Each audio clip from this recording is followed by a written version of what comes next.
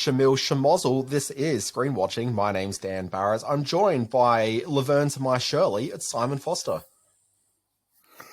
Good to be here, Dan Barrett. How are you? Yes, very sad week. We've lost Cindy Williams this week, and it's she's full of so many wonderful memories. And R.I.P. Cindy Williams. Mostly for me from the American Graffiti movie. I didn't watch a lot of Laverne and Shirley, but I know how adored she was.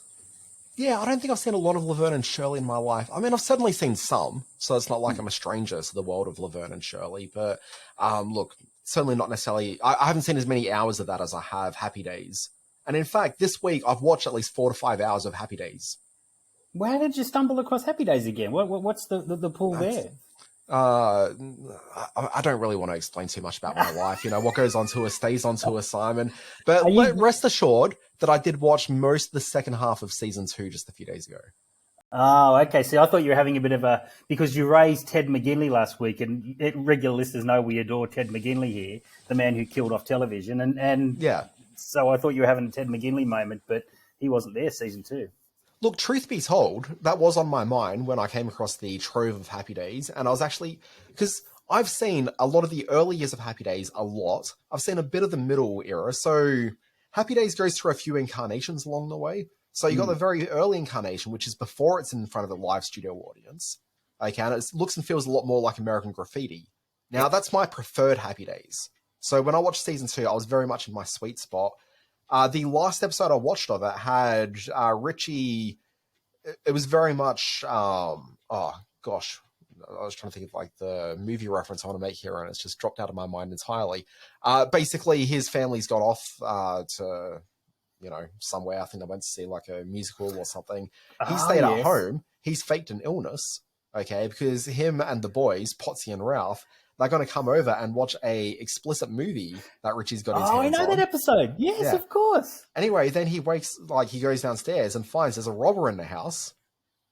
Okay, and so he's got to deal with this guy who's robbing the house.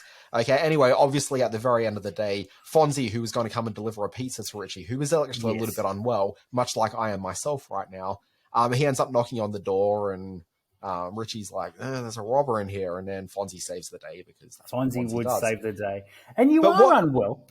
Look, I am unwell, but I was going to say, what was actually really notable about that episode, and this is where I try to do some very clever, Googling right now, just hoping that no one notices that I'm going to have a massive gap in my knowledge. Although, the name just came to me. Podcasting on the run. I've managed to do this without having to actually properly look it up. The guy who played the robber is an actor who, I believe his name is Herb Edelstein, and he's best known for playing, Stan Zbornak, which is Dorothy's ex-husband in The Golden Girls. In The Golden Girls, that's right. Yeah, Edelstein's a famous character actor of the day. God, he must have been very young in the days of Happy Days. Well, but, this is what I was going to say, which is that I was going to refer to him as a young Herb Edelstein, but he wasn't that young looking in the show either. Herb was around for a while. He was born old. Yeah, wow, look at us, old Herb. Men. Yeah. Old men talking about television. So far on this week's contemporary podcasting, we've covered Happy Days and The Golden Girls. So it's par for the course here on Screen Watching. Look, it really is. So look, if you're unfamiliar with this podcast, we don't usually just talk about Susan Harris and, I can't think of his names all of a sudden. Famous movie director who produced most of Happy Days. Brother of... Gary Marshall. Gary Marshall. There we go. Gosh, this flu, Simon. This flu. And I wish I could blame that on It is going to be a all the long other weeks. podcast. Yeah, look, absolutely. Look, we're not just talking about those sitcoms. We do have movies we're talking about. We've got TV shows we're reviewing. There's just a whole bunch of stuff that's going to come along the way. We've got a middle bit, but let's be honest, the middle bit, we'll talk about that for a bit, but who knows how that conversation is going to derail. So we've got all sorts of stuff coming. Folks, stick around. By the time we get to the middle bit, the fact that the streaming service landscape is changing so quickly, by the time we get to the middle bit, everything we've prepared could have all changed anyway. So who knows what's going on? Okay, well then I hear what you're saying, which is, Dan, let's play this thing. Let's get into some reviews. I've got to learn how this works, Simon. One day. Ding. Did that thing even play? It played. I got a little black. It's ding. Came up again. That's quality podcasting right there.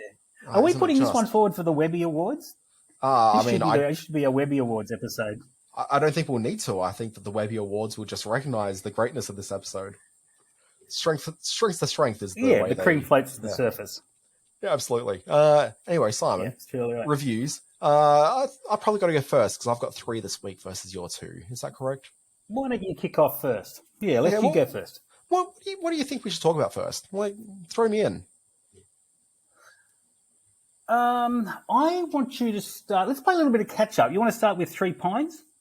Yeah, okay, let's do that.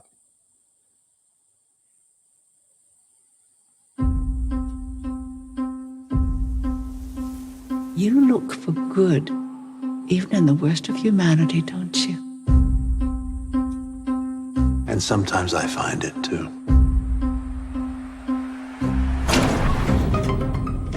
Chief Inspector Gamache, why don't you walk us through what you have so far? 1 minute she's sitting in the chair, next she's dead.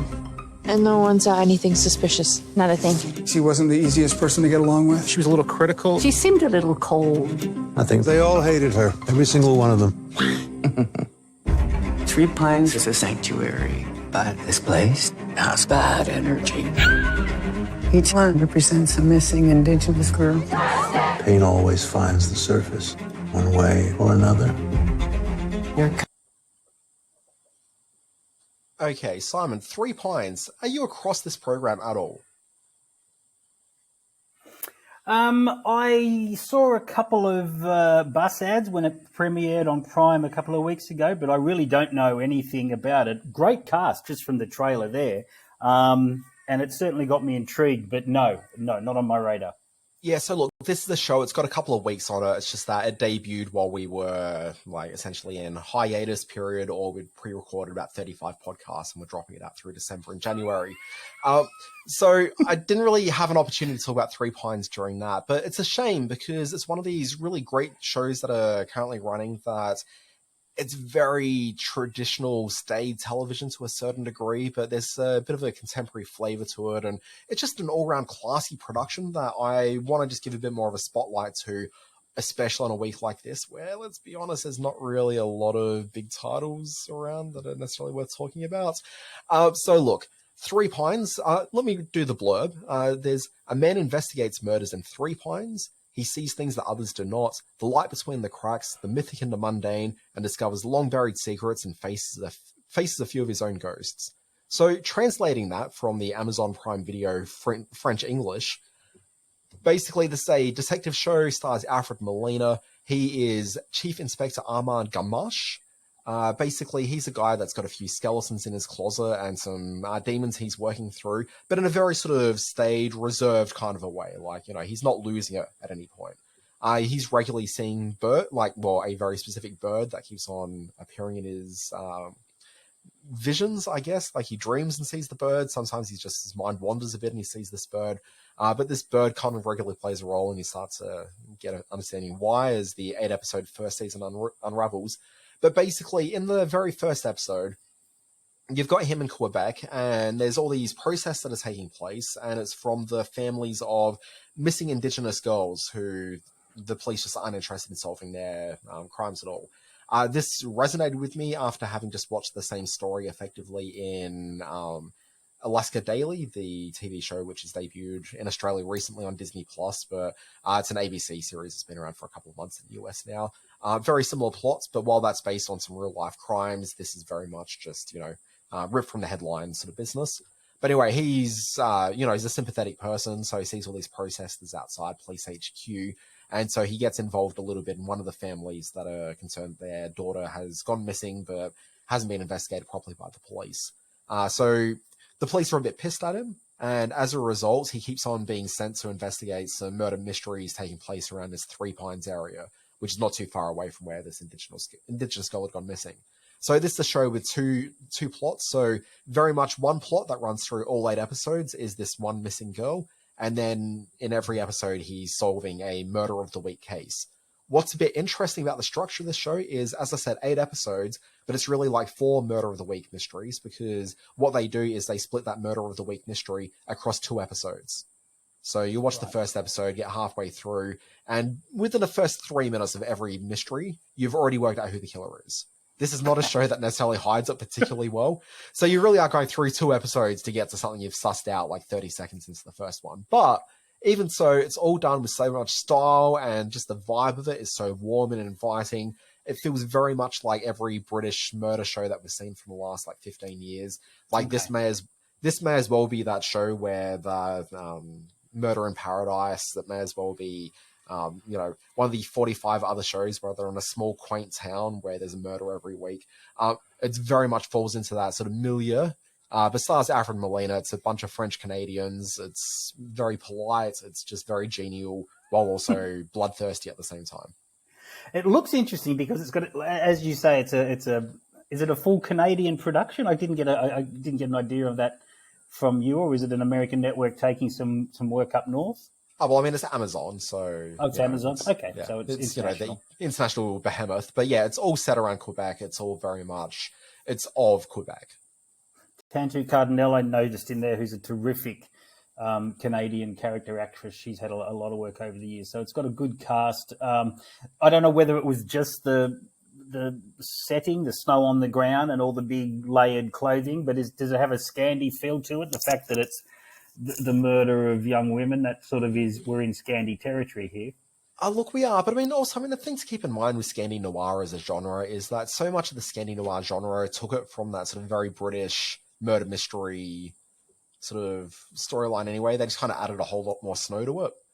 So this is very much taking its cues from both Scandi noir as well as like UK noirish detective. Okay. Detective all pap. right. So this is a good watch. Ideal to watch with all that cold weather in these sticky, stymie, humid months that we're going through here. So, I'll be checking that out. Big fan of Molina, of course. Ever since the spiders crawled across his back in Raiders, I've been a fan. Yeah, look, I mean, I'd say the first time I really paid a lot of attention to him was when he's throwing firecrackers on the ground in Boogie Nights. But from that point in, yeah. Fine actor. All right. Yeah, look, there's probably not a lot to say about this. Three Pines is all over Amazon? Yeah, well, there's not a lot to say about it because it is very much a traditional murder mystery. But I guess the one thing I just want to impart is that the vibe is really what you're coming for here. You're coming for Alfred Molina, who I can't believe that Alfred Molina hasn't been the lead of countless TV programs by this point because he's such a censoring presence. Like, the entire show lives purely on the strength of the performance that he's putting in here. And I could watch anything with this guy on the screen right now. Like, he really is exactly what I'm after. He's the balm for all the problems in my life right now, Simon. But it's a delight watching him. I really enjoy this sort of mixed cast of just French-Canadian actors, as well as some Canadian Indigenous First Peoples as well, who very much are having their story sort of mixed sort of within the fabric of this program as well. It's a good production, well worth people's time, and it's not necessarily bloodthirsty, but, it's certainly maybe a bit heavier than some people might be looking for in their evening's entertainment. And by that, I mean my wife. Oh, okay. There's been some kickback, has there? I understand. She's enjoyed it, but she just sort of said the other night after the first episode, I don't think we need to move on to episode 2 just yet. Okay. It's got the wife. It's got the thumb up from Dan and the thumb sideways from Dan's missus. All right. Let's go to the movies. Can Knock at the Cabin be the film that knocks Avatar 2 off the top of the box office charts after 2 months? That's what the headlines are saying. Let's have a look at it. Bite your tongue.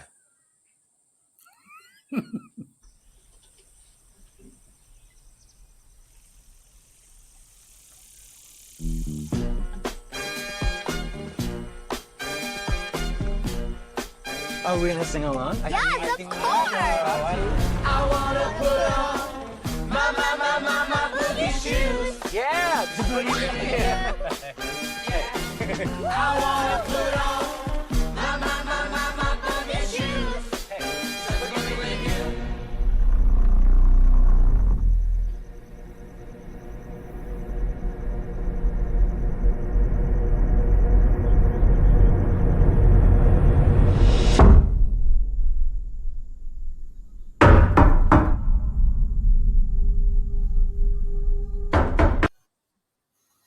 Okay, Simon, I've seen enough. I've got the willies.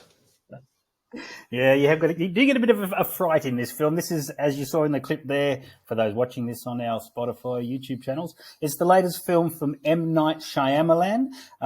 He is a director that I'm very fond of. I have never jumped on the Shyamalan bashing wagon. I think we've actually reviewed a few of his movies over the course of this podcast, and I favoured every one. I find him a really commanding director who really knows how to make sturdy commercial films and in storyline. What are you waving at? Simon, if I may, just for a moment here, I apologise for interrupting your little review, but My little review. here's the thing. I would agree that Shyamalan bashing is become a bit of a cinematic sport amongst, cineasts. Yeah. I would say that anytime he releases a movie, it's always worth looking at because I think that he's got the ability to surprise and delight.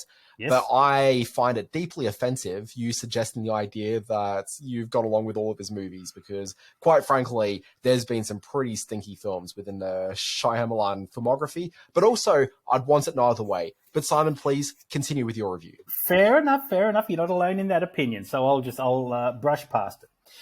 In this one, we meet a young family, a same-sex couple, played by Jonathan Groff and Ben Aldridge, and their adopted daughter, Wen, played by the wonderful Kristen Cui. They're having a cabin in the woods moment, just getting away from civilization. But very early on in this film, they're met by Leonard, played by Dave Bautista, or Drax from the Guardians of the Galaxy film, who has with him three other people, Ardienne, played by Abby Quinn, Nikki Amuka Bird as Sabrina, and old Ron Weasley himself, Rupert Grint, as Redmond. And they come across this young family in a cabin in the woods with a very sort of vexing task. They tell this young family that one of them has to kill another one of them, otherwise the end of the world will befall mankind. Now, of course, this sounds preposterous, and the young couple work through a whole lot of angry issues about conspiracy theories and believing your own bubble of the world that you live in. So Shyamalan is having a look at certain elements of society that latch on to what they want to hear and believe more than they should. Not that he sort of tackles too many social ills with this film. This is really meant as a very commercial end of the world thriller. If that comes across as a bit of a spoiler, don't worry. It's revealed very early on in the film, and it's how Shyamalan and his cast deal with the task set before them that makes this work so well for me. I've been a little surprised at some of the critical response coming out of the US, which sort of does lead with the Shyamalan bashing before it gets into the meat and veg of this film. I think it's a really well-made, the term Hitchcockian has sort of been bandied around far too much, but it can be applied here. The portrayal of the same-sex couple is quite sort of in-depth and quite moving. And when it sort of plays out that that which is being threatened, the end of the world, is really at stake. I mean, I love a good apocalyptic thriller that sort of plays with the genre as well as Shyamalan does here. So not too gruesome, but a few moments that you might want to avert the little kid's eyes from. And some twists and turns, as you'd expect from Shyamalan, that make it really satisfying. So will it be one of his big hits? Probably not. But then again, it's been a while since he's had a really huge Sixth Sense style hit. So I think this fits very comfortably into one of his better works. So called Knock at the Cabin, and in cinemas everywhere as we speak. Yeah, I think the days of him having a Sixth Sense style hit pretty much ended with the Sixth Sense back in the day. I don't think it's going to happen again. But I think he's going to be just reliably, just interestingly, just because what I think is interesting about his career of late is that for the last 5 films or so that he's done, basically, I think since was it Slice? Is that the name of the film? The first James McAvoy one. Split, yeah. Split's the one I'm thinking of. So I think it was since Split, he's basically put the funding for that. He got the funding himself for it. And so basically he's been making all the movies he wants to make with no interference from anyone else, purely because he made enough money off Split where, even if a film hasn't like perform that well at the box office, like, you know, he's got enough cash to keep things going. So, you know, essentially he's become his own little movie studio at this point, which I think is really exciting and interesting for him. Okay. And for audiences as well, like it means that you're getting a fairly pure experience, because where I think his Hollywood career went a bit off the rails was one, him expecting to have full authorial career, like control over a film, but not necessarily the studio's playing ball with that. So, you know, we're getting a more pure experience. You're right. That's exactly right. He didn't work well within the studio system. Made a bunch of really interesting films with The Sixth Sense and then Unbreakable and then Signs, but the wheels got wobbly with The Village. And then he just had a run of shockers with Lady in the Water and The Happening and Airbender and ultimately After Earth. Hey, let's not say anything we don't want to take back about The Happening. Don't you come at me that your exception that proves the rule about Shyamalan is The Happening, which was unequivocally his stupidest film. Here's what you have to understand, Simon, and I appreciate that Simon's been on a dry July now for a number of decades, but The Happening is one of the greatest beer movies I've ever experienced in my life. You can't watch that movie sober. You do need to have a beverage in hand. Put that beverage in hand, and it is a glorious piece of cinema.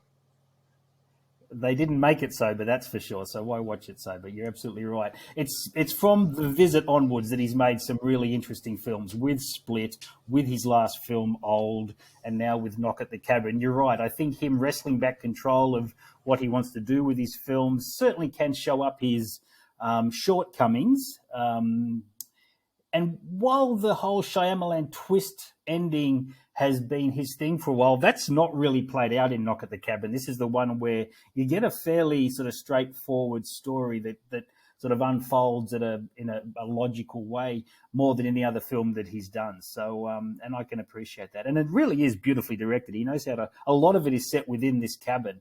A lot of it's shot in really tight close-up. So he can manage to really sort of twist the tension in these sorts of movies, and he does it very well. So yeah, I'm on board with Knock at the Cabin.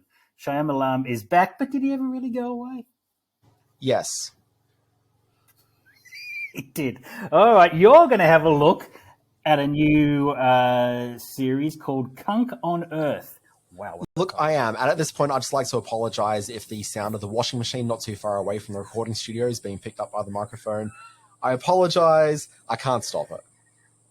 Yeah, this is the joys of home recording. I don't know if you can even hear this, Simon. But anyway, Cunk on Earth. Let's do it. I can't hear it. Apparently, I've only been given half a minute to tell you about my venture up humanity. That's hardly long enough to explain the pyramids. It's obviously just big bricks in a triangle.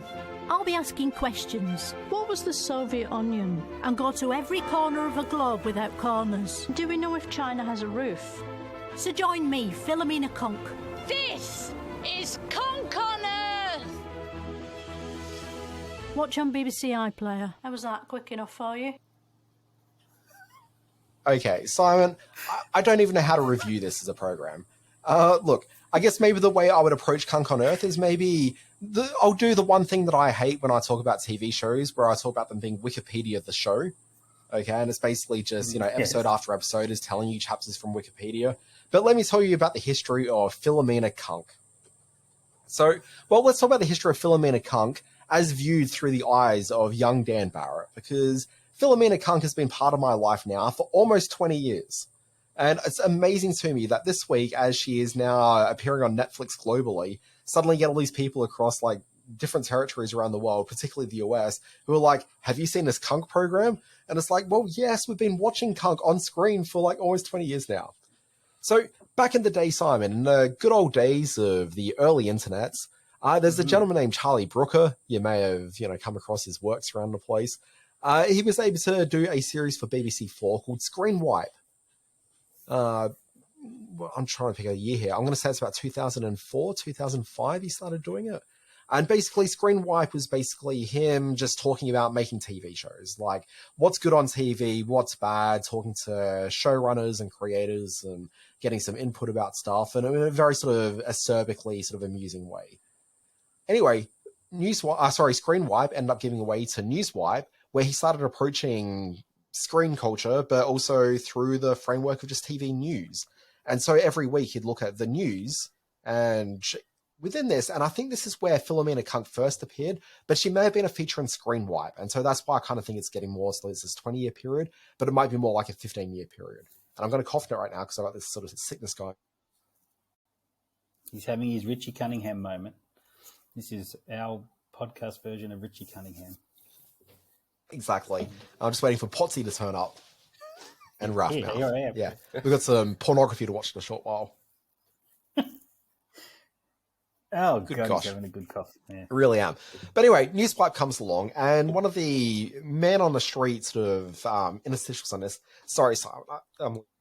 Oh, he's got the... I'll weigh in very quickly on Cunk. I wasn't as all over it as you were from the very start, and I know you're on a Simon, tangent we're back in 2010. Let's not jump forward. All right, So okay, I'm trying to cover... they go to this sort of man on the street thing where they've got these talking heads. They've got two talking heads. One, and I think you know where it's heading, her name's Philomena Cunk. The other one's named Barry Shitpeas. That's right. Barry Shitpeas. Oh, God. Yeah. Okay. Can we edit this out? No. No edits. really. No edits. Okay. So Barry Shitpeas is there, which is obviously the funnier name of the two, but also Philomena Cunk has a huge amount of charm to it as well. Philomena Cunk, played then as she is now still by Diane Morgan. Diane Morgan has taken this character away from just being a talking head on the various iterations of Charlie Brooker's shows since. So it started going from weekly and then became like an annual event, and we hadn't really seen much of her, except maybe about like 4 or 5 years ago, the BBC started giving Diane Morgan the opportunity to do Philomena Cunk like limited series and specials. So there's actually been a number of series at this point, but this is her biggest one. This is the one that's gotten global attention now. It's Cunk on Earth. And the way to think about it, if you don't know what Cunk's all about, is the show itself, it's kind of like a Richard Attenborough, like on Earth kind of a program. And it's the same as all these BBC shows that we've seen, both as legitimate programs, but also as parodies as told by, oh gosh, what's his name? The BBC's best broadcaster. Why can't I think of his name right now, Simon? Who? Parkinson? I mean, some may say Parkinson. Louis Theroux? Some may say Louis Theroux. Instead, I'm thinking more just in a little bit more of a fictional sort of a vein, and instead, gosh, whatever. It doesn't matter. We're going to come to it. People are shouting in their podcast, like, headphones right now, going, Dan, you fool, it's what's his name? And I'm like, well, obviously. I'll drop the name in later. So basically, it's like every BBC talking head thing where they go around and they try to explain the world and, you know, the mysteries of Mesopotamia or whatever the thing might be, or the train systems of like Stalingrad, you know, whatever. It's basically one of these programs, but she's a clueless person who has clearly got maybe a little bit of university under her belt, but a complete lack or fascination by the world at large. She's the sort of person who I think about the TV show Peep Show. There's one of my favorite moments in that, and I'm sure I've talked about it on the podcast, is the moment where they get taken to the theater, and they're sitting there in the theater, and they're like, why are we sitting through this? We've got heat on DVD at home. Why wouldn't we go and do that? And that's very much the Philomena Cunk way of life. Like, why would you go to the theater when you got a really scorching good DVD at home? Why would you go to the theater when you could just watch, Who's Got Mail? It was Point Break, wasn't it, in Peep Show? They've got Point Break at home. No, it was Heat. It was Heat. Was it Heat? Yeah. I'm very confident on that one. Yeah.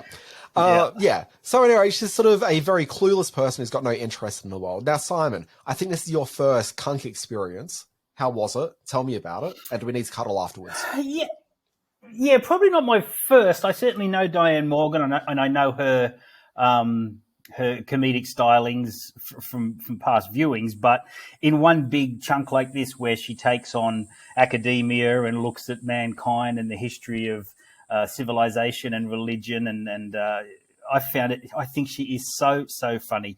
For me, this goes back probably further than even Brooker's sort of iterations of comedy. This has a real sort of the DNA of something like a Monty Python interstitial or a Not the 9 O'Clock News bit, that a character that could be dropped into those kind of shows and just fit in perfectly. And also the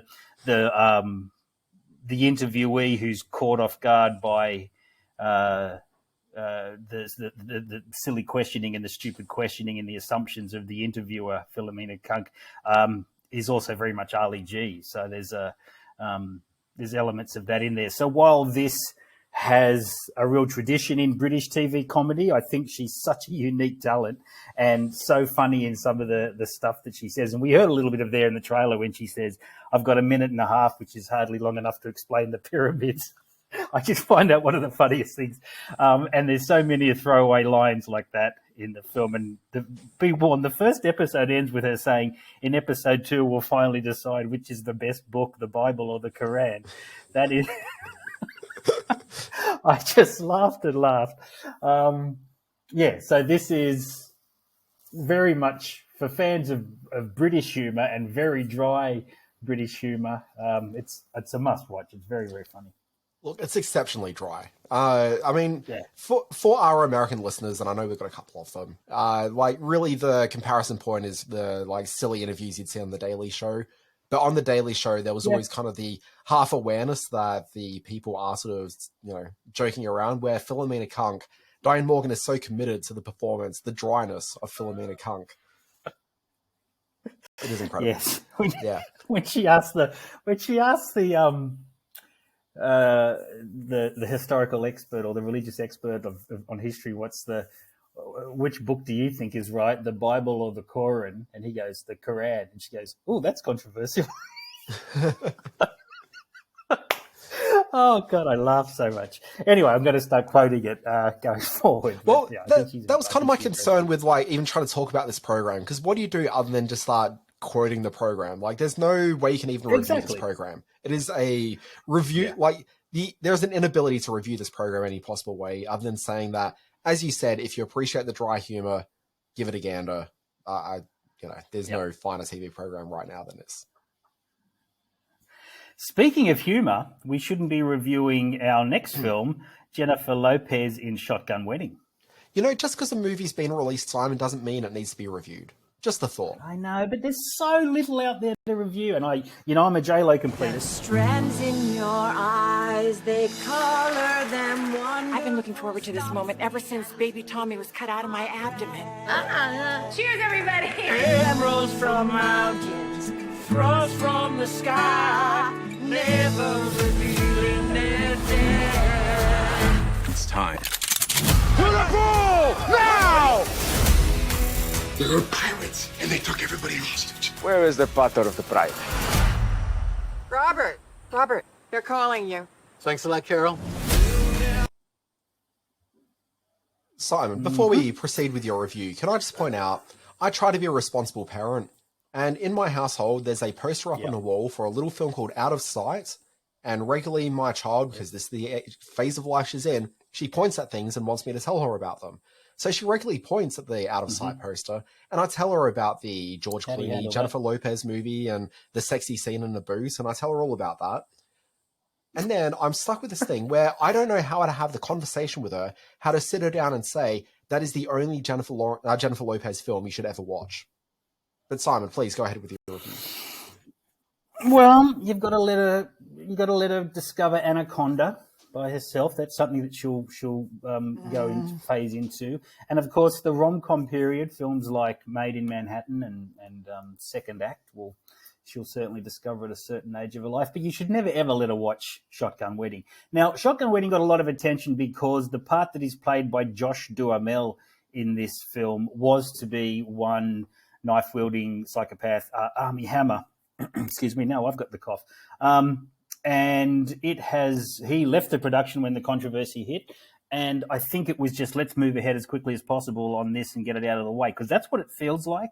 I'm not as tough on Lopez as a presence on screen as you are. I think she's very likable and very lovely and quite a natural screen presence when given the right material to do, like she did with Hustlers a couple of years ago, and must have come very close to get an Oscar nomination for that at the time. But she's so miscast and makes so many poor judgments in this film as to be just it clearly sort of reeks of her having to meet some kind of quarterly profit goal as part of the Jennifer Lopez empire with this film.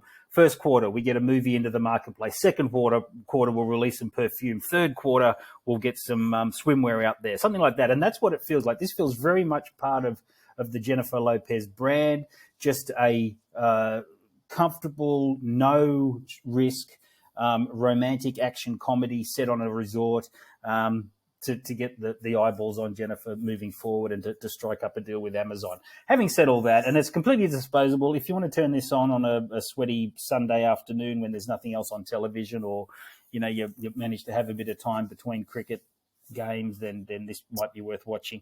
But the notion of pirates with automatic weapons seizing a resort, and the violent damage they can do while on the island and in control of that situation, it's just too on the nose to be funny and to derive any sort of comedic tension out of it.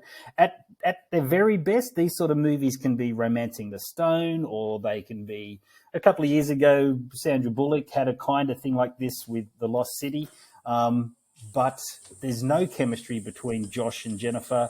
There's the rat-a-tat of automatic weapons fire in the background in a lot of these scenes, which sucks the comedic moments out of anything they do. And even Jennifer Coolidge, this is clearly one that sort of relies on her to do a lot of heavy lifting when the material's not there. When she's White Lotus, Jennifer Coolidge, she can be great, but in this, it's a poor bit of exploitation of the Coolidge brand. So, this is one that the Amazon team can be rightfully not too happy with.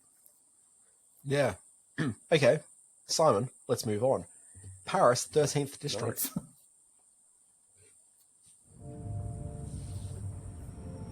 Je peux te poser une question? C'est quoi ta vie sentimentale? Moi, j'ai pas envie d'être ensemble avec qui que ce soit.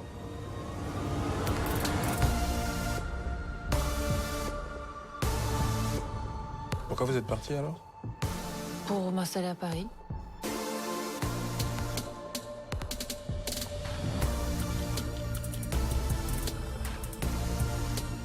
Je compense ma frustration professionnelle par une activité sexuelle intense.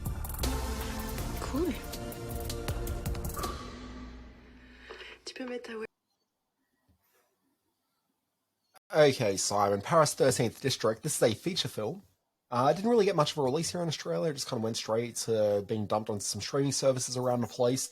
When I said I was going to talk about this movie and you said you'd seen it, I was actually very surprised because I kind of thought this was even so under the radar that you probably wouldn't have even seen it, but you had. Festival. So, yeah. Festival. Festival, that makes sense. Which festival? It played at the Screenwave International Festival up at Coffs Harbour, but it had done the festival rounds. I think it played Sydney. I think you're right. I don't think it ever got a cinema run, but it was a kind of a festival thing for a while there.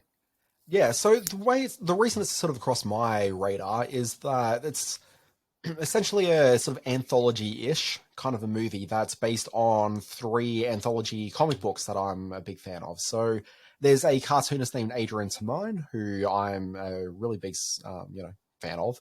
And so essentially this French filmmaker had taken 3 stories from 3 different books of his and kind of smushed them all together, reset them in France, and gave them an entirely sort of different vibe to it. So it's these 3 stories called Amber Sweet, Killing and Dying, and Hawaiian Getaway.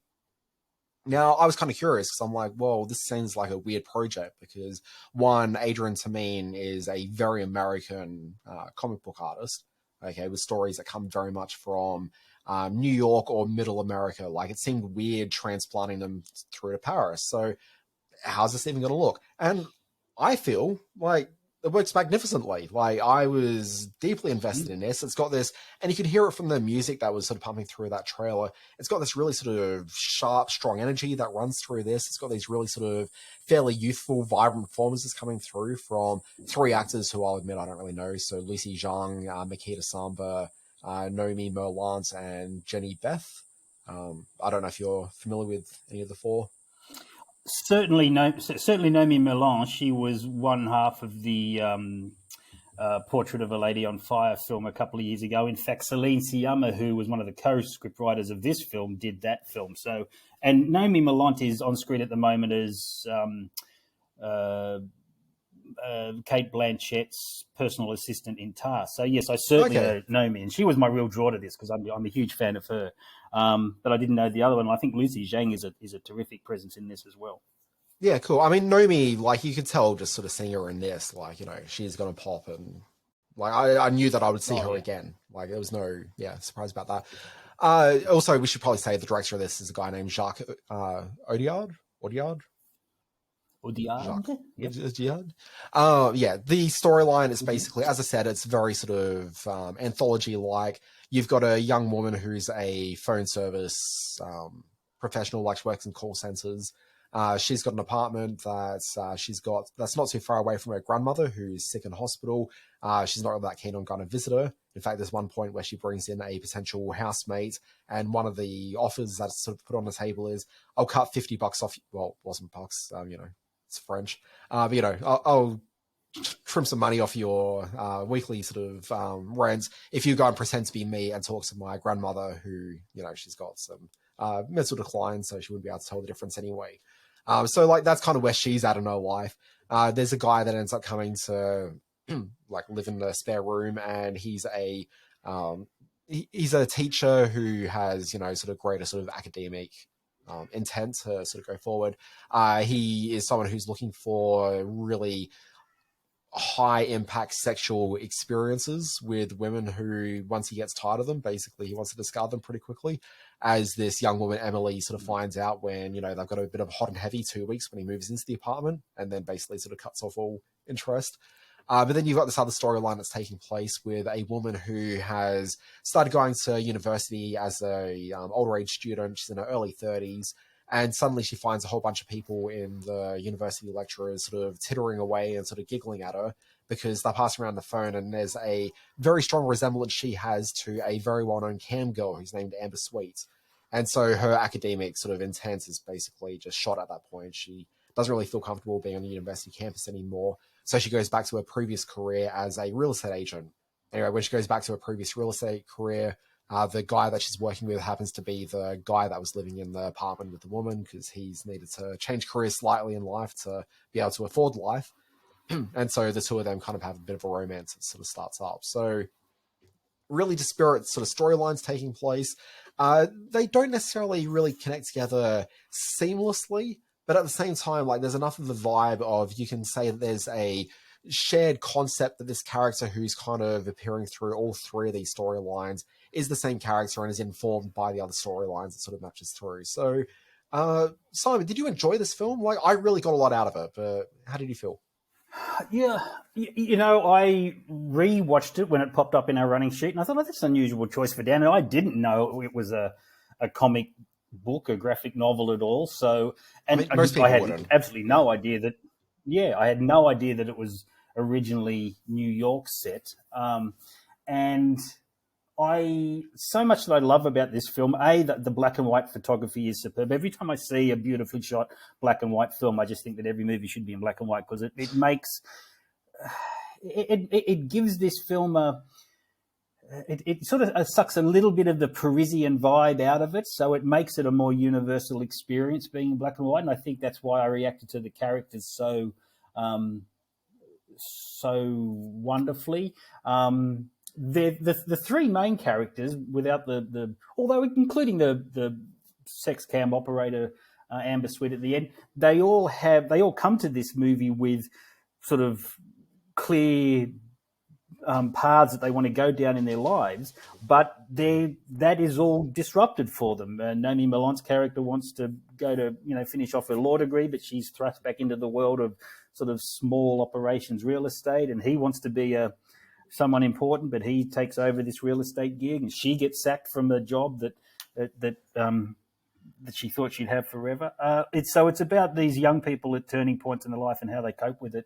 And the way this plays out with that great sort of pulsating soundtrack and with the beautiful looking cinematography and with these three, arguably four main characters that are really compelling to watch, I think this is a terrific film. Yeah.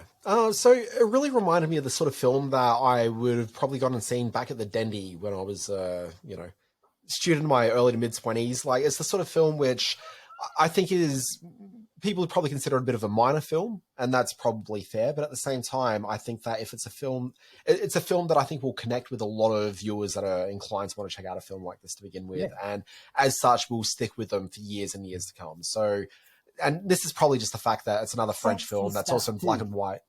Oh, it's a very sexy film, but we'll talk about that in a second because we can't not talk working about up to that, are you? yeah, that's exactly it. It's about the build. Yeah, we. Look, right. where was I heading with this? You've thrown me now with the sexy young stuff. people watching it at Dendy, and you'll get to the I was thinking like the film that kind of really reminded me of a fair bit, and the films aren't really alike other than the fact they're in France and are black and white, is La Haine, which is a much better film just generally across the board. Like, it really is, I think, a cinematic classic and well regarded for the reasons that it is. But ultimately, that's a film that I saw like in my early 20s as like a young cineast sort of learning my way through the world. And it just kind of feels like the same sort of film where if it was just sort of, a couple of weeks later I'd seen this, like it'd be just equally sort of embedded in my film going DNA going forward. Like there's just something so visceral about it that, I think that it'll indelibly be linked to my sort of consideration of French cinema going forward. I really connected with this one. I really appreciate it. Indelibly is the word he's looking for there. Let's talk about the sexy stuff because you were sort of all over the shop with it. Who knows?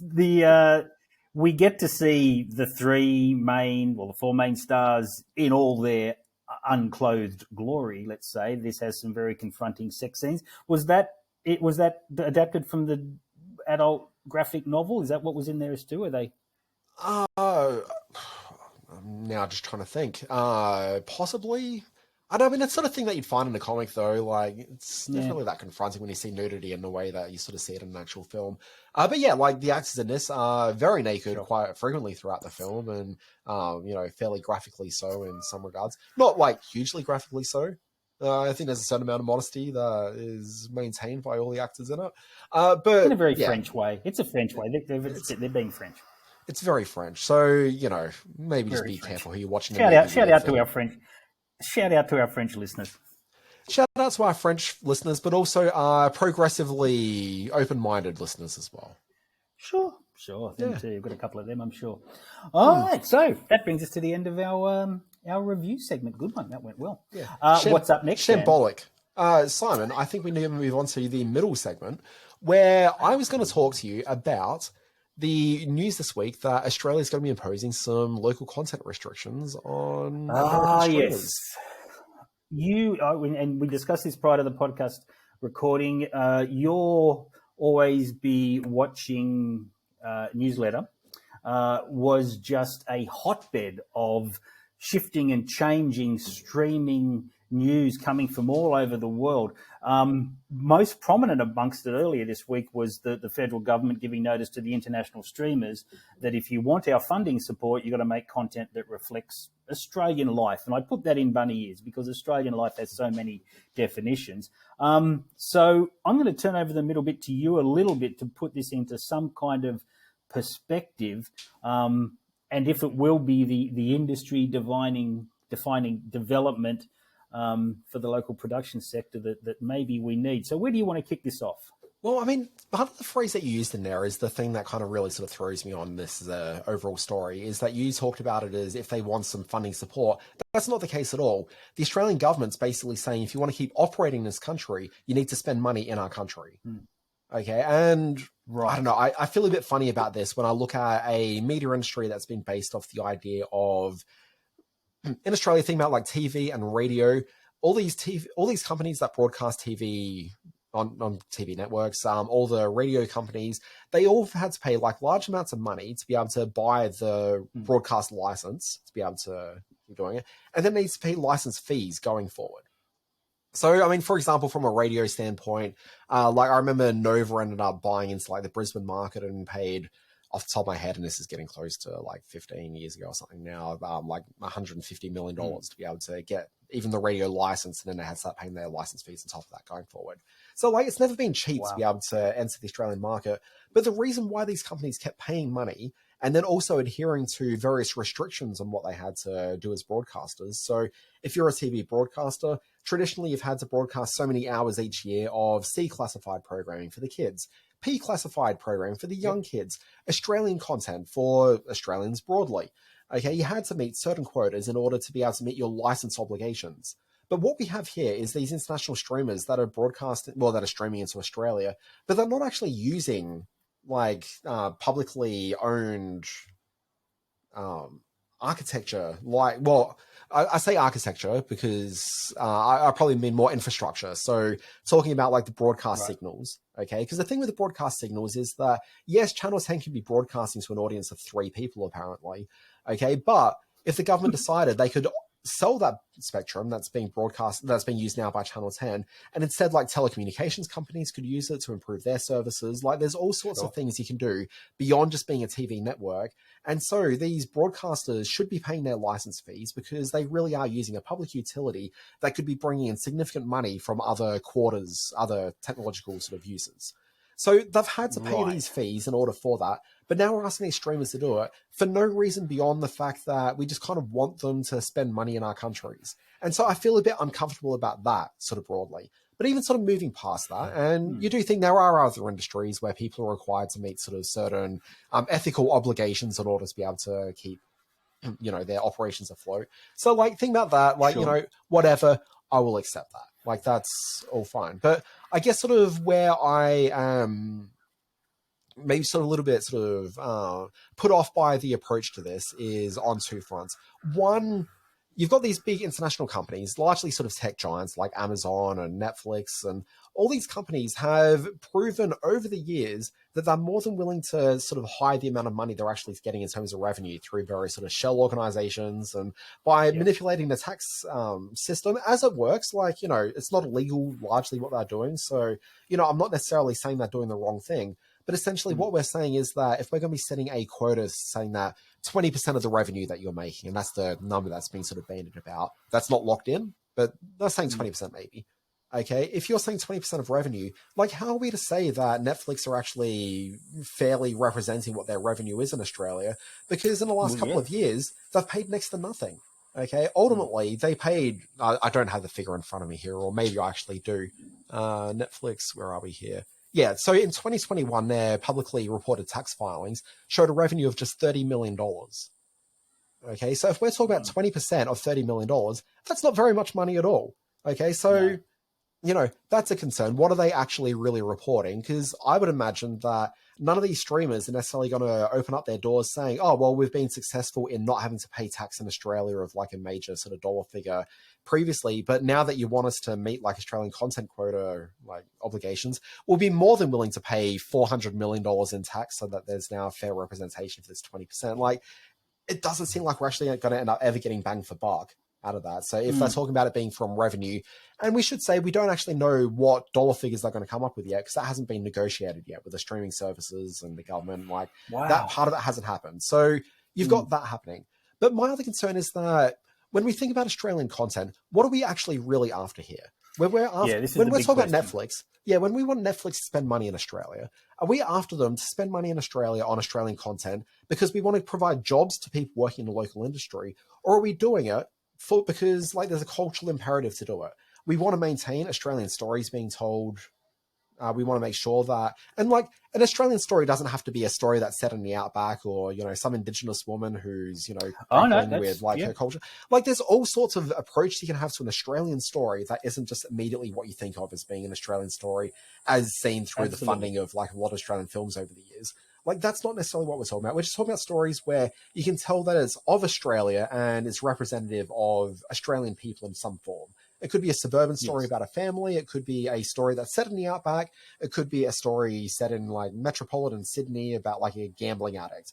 Like essentially all these stories have like a sense of Australianness sort of through it, but we don't actually know that this will be maintained by an overseas company.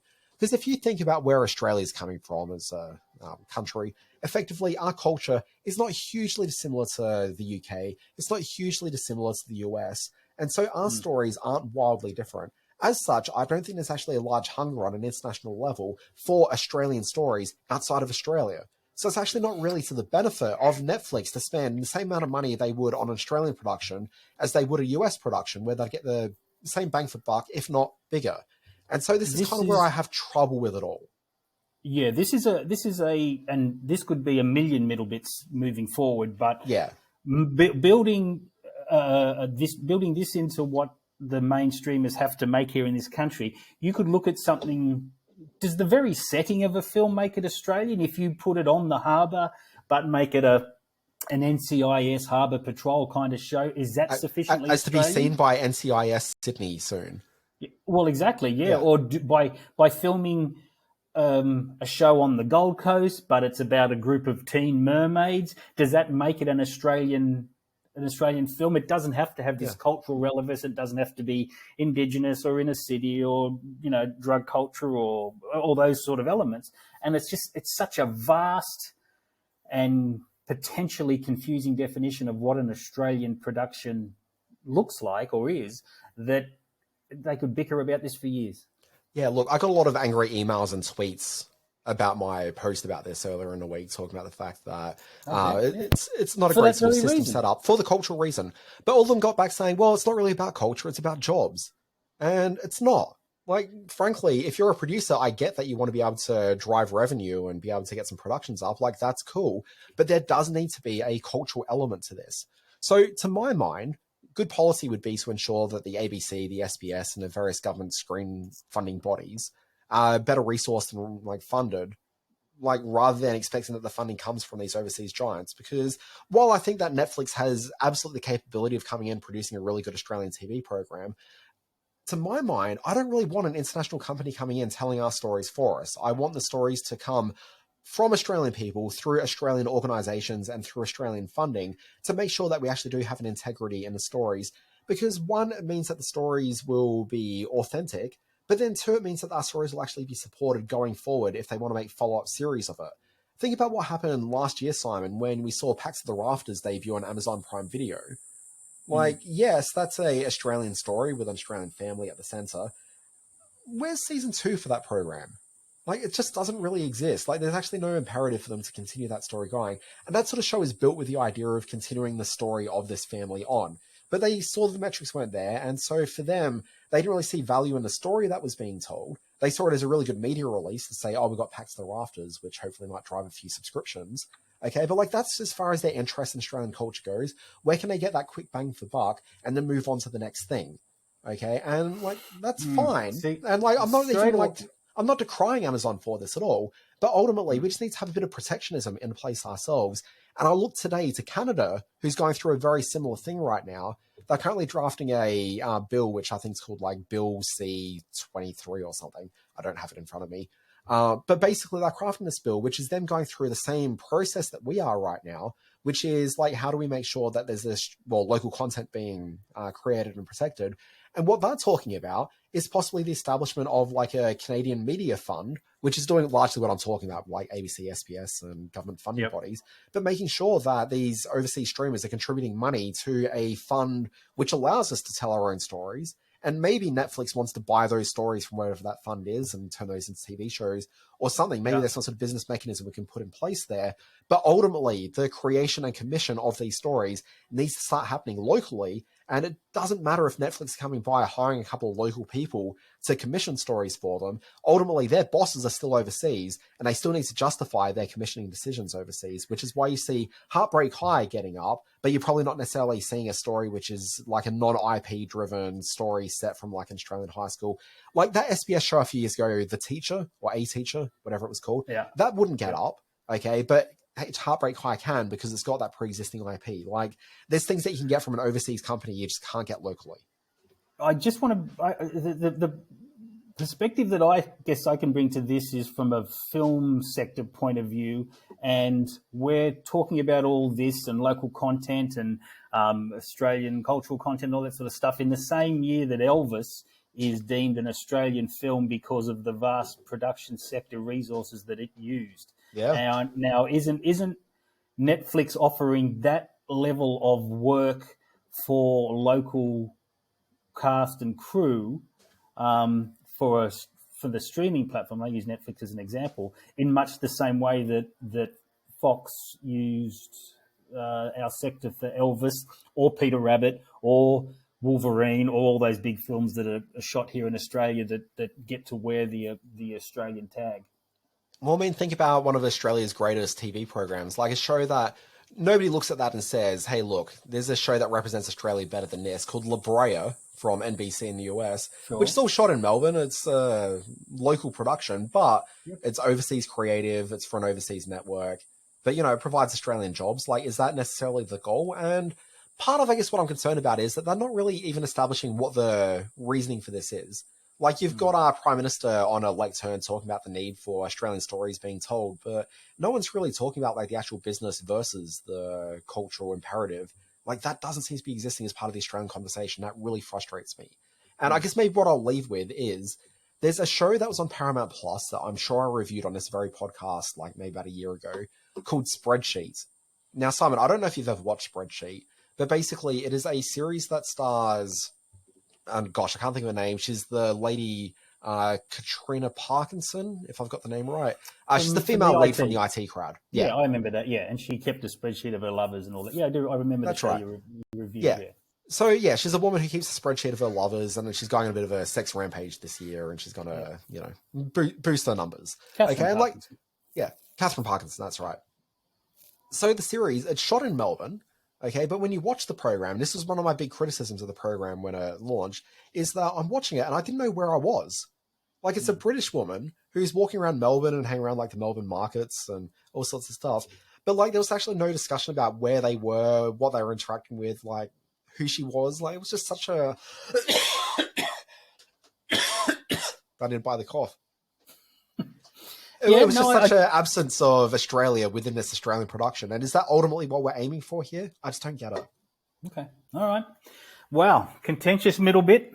Plenty to look at moving forward in terms of what the streaming giants can offer or will be made to offer the Australian sector. So if anyone can keep us ahead of that, it's you, Dan Barrett, you and your crazy TV brain. So it just can't just be about jobs. It needs to be about more than that.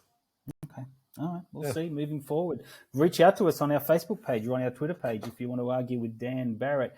Dan Barrett, that brings us to a section of the show called What Else Have You Been Watching? There's a couple of ones here I want to talk about. Do you want to lead us off very quickly? Look, I'm going to keep it super quick because we've already talked too much. Into the Night is the big thing I've watched this week. So as evident through this podcast, I'm a bit sick. I spent Monday home from work, sat on the couch and watched most of season 1, going into almost all of season 2 of Into the Night. This is that Netflix program with, and this is exactly what I'm talking about with this Australian cultural imperative. Basically, you've got a whole bunch of people on this plane who all speak different languages that are heading into the night because if they're flying into areas with sunshine, then they're all going to die. And so it's about them trying to keep ahead of the sun, and it becomes a Stephen King-like sort of Langoliers experience after that, sort of, kind of. Sort of. Yeah, sort of. Look, I don't know, like, I watched this program and, like, I watched it on Netflix, which meant that immediately it came up with English dubbing and English subtitles on it. So, like, I don't know where any of these characters were. Some of them kept on talking about flying back to Belgium, so I guess there's some sort of connection there. But I don't actually even know. Like, is it a Spanish series? Was it, like, Eastern European? Like, I have no idea where this program's from. I can't remember. I watched it when it dropped. It must have been a year ago now, but I really enjoyed it. I think it's a really clever premise, and some of the twisting and turning that went on board with the characters had a kind of a Lost feel about it. Maybe something very they were much going so. For. Yeah, an ensemble sort of mystery that unfolded over time. It falls into the same problem. Cool. Yeah, it falls into the problem a lot of these sort of stories do, where eventually they come across like a group of soldiers, and so suddenly it's civilians butting up against soldiers, and the soldiers have the guns. Yeah. So, we've seen that story plenty of times, and so the series kind of falls apart from that. But, Simon, this brings us back to that Australian cultural thing just very quickly. If you think about where the future of Netflix is going, the future of technology, one of the really bits of exciting technology is we've all seen bad experiences of dubbing, and some subtitles aren't really particularly great either.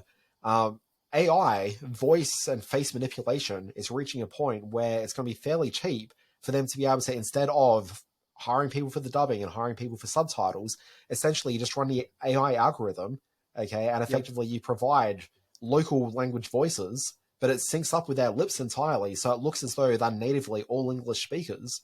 So if we're not actually putting in place like a cultural need, say we need to protect our stories, effectively what Netflix are looking for are stories that are very universal, that can really travel anywhere, that as soon as they start speaking out of those lips, you're not going to notice a difference. And as you just said with Into the Night, like you don't remember where it's from because you watch that program, it is not clear. International production. Gee, you're bringing up some big points this week, that's for sure. This week, I have been watching a bit of international cinema. We don't talk about the new Bollywood blockbusters or the Chinese supermarket, the Chinese market too much.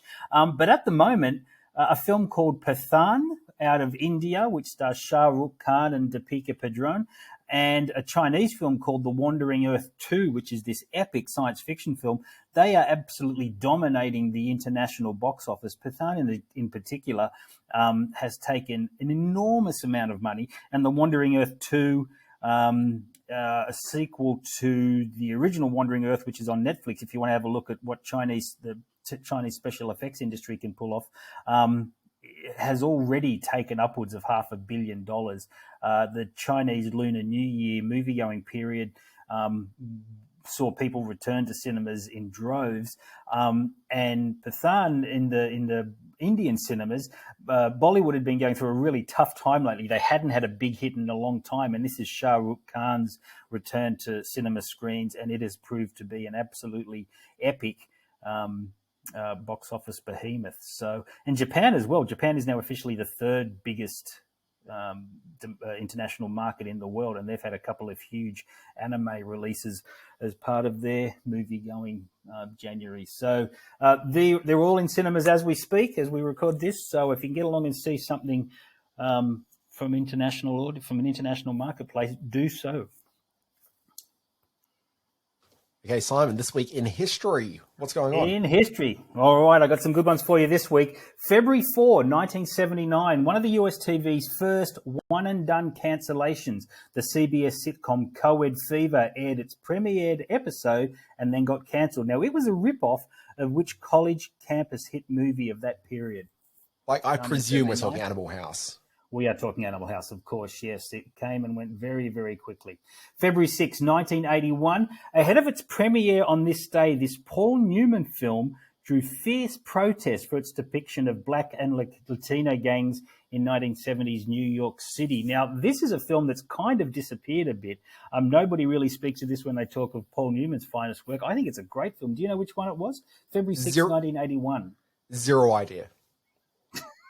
Right? It's called Fort Apache, The Bronx. Also starred Ken Wall and Rachel Tickerton. I don't know where you can see it, but if you can, do check it out. February 7, 2006, which Pulp Fiction star is awarded France's Ordre d'Art et de Lettres for outstanding achievement in the field and art and literature? Look, I don't know. I'm just going to say it's Samuel L. Jackson because to me that feels right. No, it's Uma Thurman. And on February 8th, 1974, premiering on CBS is which sitcom, a spin-off from the B. Arthur hit Maude? I know this, and I'm annoyed that I haven't got the sound file queued up because I want to say that it's Good Times, which has a cracking theme song. You magnificent bastard. Yes, it is Good Times with Jimmy Walker. Dynamite. So there you go. It's happy birthday time. Sorry, before we get to happy birthday, Simon, what do you think's got a better theme song? Do you think it's Maude or do you think it's Good Times? Because both are strong contenders. Oh. We did a theme song segment once before, didn't we? I think Maude. Yeah, I concur. Okay, cool. No, not happy birthday. No, not that. Please, no, not happy birthday. All right. This is going to be a tester, I think. What do these four actors have in common? They've all played in a movie opposite one of Hollywood's favourite leading men. February 7, 1978, Ashton Kutcher was born. February 7, 1985, Tina Majorino was born. February 8, 1925, Jack Lemmon. and February 10, 1967, Laura Dern. Now, they've all starred with, he's really the man of the moment right now. Who have they all been in a movie with? Oh, God. I mean, I was just going to say that it's Walter Matthau, but I have no idea. No. That's your answer every week. What is it with you and Walter Matthau? Okay, the clue is Tina Majorina. If you know what that picture's from, you might have some idea. At the moment, he's playing the patriarch of a major Midwestern ranch. So I don't even know who Tina Majorino is. One of the Ashton Kutcher, Laura Dern. All right, my friend, this was one you're going to regret. They've all starred in a movie opposite one, Kevin Costner, star of Yellowstone. Ashton Kutcher was in The Guardian, where they played the Coast Guard team-ups.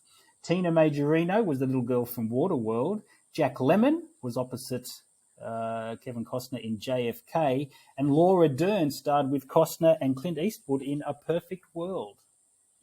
Yeah, look, I mean, boom, fair enough on JFK, but 21. I can't imagine a scenario where I'm watching any of those other three movies. You've got to watch. Perfect World was the first time Costner played it bad. He was a meanie in that one. And come on, Waterworld, greatest film ever. I'd just like to say that the thoughts and statements made by Simon Foster don't represent everyone on the screen-watching panel. This is the man who earlier in the episode came at me about The Happening, so I'm confident in my thoughts on Waterworld. Thank you very much for listening to Screen Watching. My name's Dan Barrett. You can find me on Twitter at the Dan Barrett. Start your day with my free newsletter. Always Be Watching at alwaysbewatching.com. You can get across the big stories in TV, streaming, and film. And on Friday, the Always Be Streaming newsletter accounts the big shows that launch that very week. And don't forget, fear the trees, respect the trees.